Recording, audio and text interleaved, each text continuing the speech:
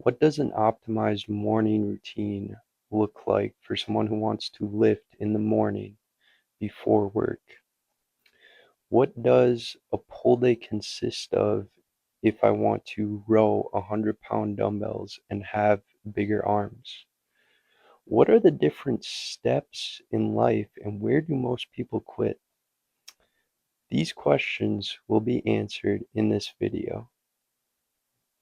My morning routine is pretty simple, I don't try to overcomplicate it too much. I wake up, chug water, chug 20 ounces of water, go into the bathroom, do all my stuff in there, brush my teeth, and then I get dressed with the clothes that I set out the night before.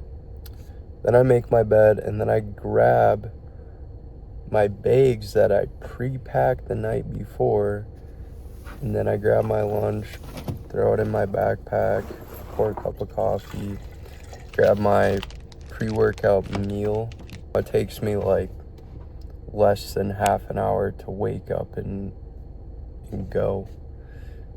I don't try to overcomplicate too much. I feel like that just kind of adds like a lot of noise to things. So basically, if you want to row 100-pound dumbbells, you just grab the 100-pound dumbbell and just start rowing it, right?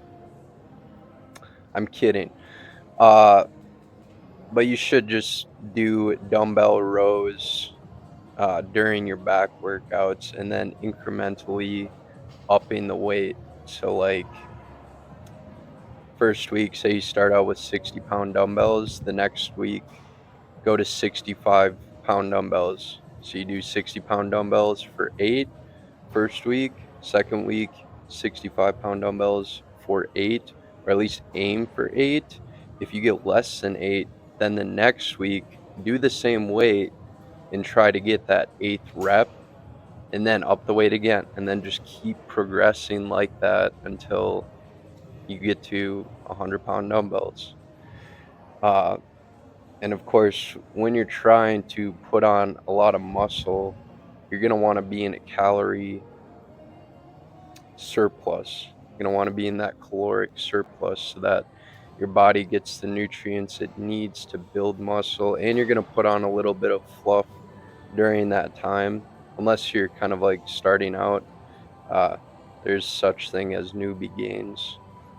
But anyways, so since this is a pull day, I paired it with seated curls and getting a really nice uh, bicep pump, and you can feel it a lot in your muscles. You don't need a lot of weight for this because you're seated. You're trying to make sure you're not like swinging heavy dumbbells around. You want to just focus on squeezing the muscle at the top. So I did 25-pound dumbbells for this, and conversely, on back day, I don't use straps or anything, so I get a pretty nice forearm pump. And I like it because I don't want to hit forearms. So I just do my back day without straps. All right. Now, this is a new machine that I used for the first time, and I enjoy it. I think I'm going to start doing this to hit my lats. But with this being the first time using the machine, I got to 2 plates and a 25. I mean, that's not too bad. And then trying to kind of hold it at the bottom, really feel it in my lats. And I like to do single arm for these, just kind of a personal preference.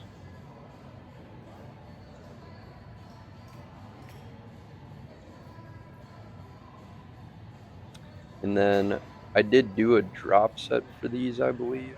I'm not sure. I don't think I showed it, but I do enjoy my drop sets quite a bit. And then oh, I did do some other exercises before this. I did some seated bicep curls and some rear delts, but I did not record that. I think I got busy talking to someone, but did some side delts and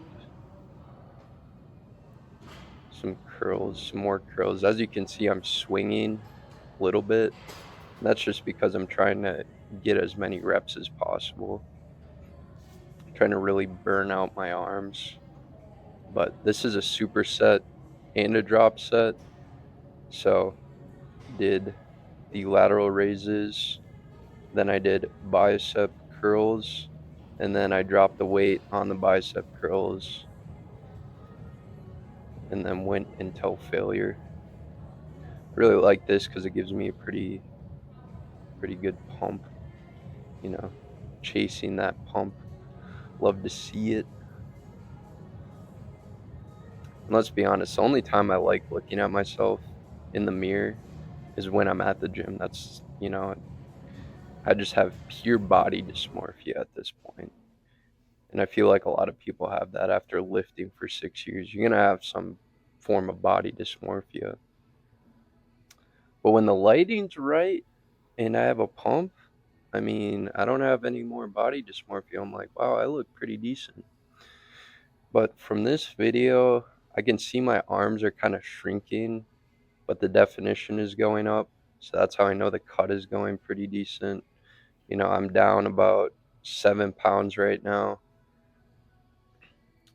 So I'm pretty happy with how things are going. Trying to get that Dorito look for my back. The lighting wasn't good for showing off my back aesthetics, but still looking pretty good. Pretty happy with this pull day. Yeah, beautiful.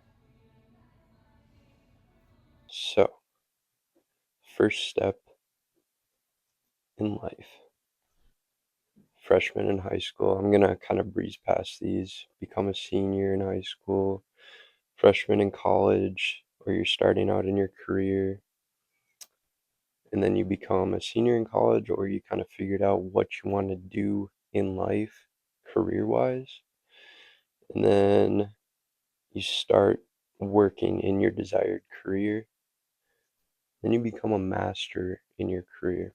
All right, now what's next?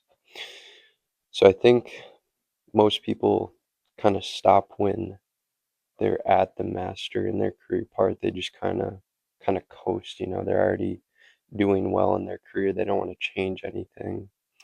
But I think there's always room to develop new skills, right? So maybe that's like a hobby or trying to be more fit, be more financially well off. Uh, but the main message here is you suck when you're starting, right? So whatever you're trying to do, like say you're trying to go to the gym, you're not going to be great when you start out. You're going to be back at the bottom, right? You're going to have to learn new things, like how you want to go about exercising. Like there's many different areas of exercising. You could be a bodybuilder, power lifter, CrossFit, etc. But just going in there, trying things out, figuring out what you enjoy, that is how you grow and become at the top.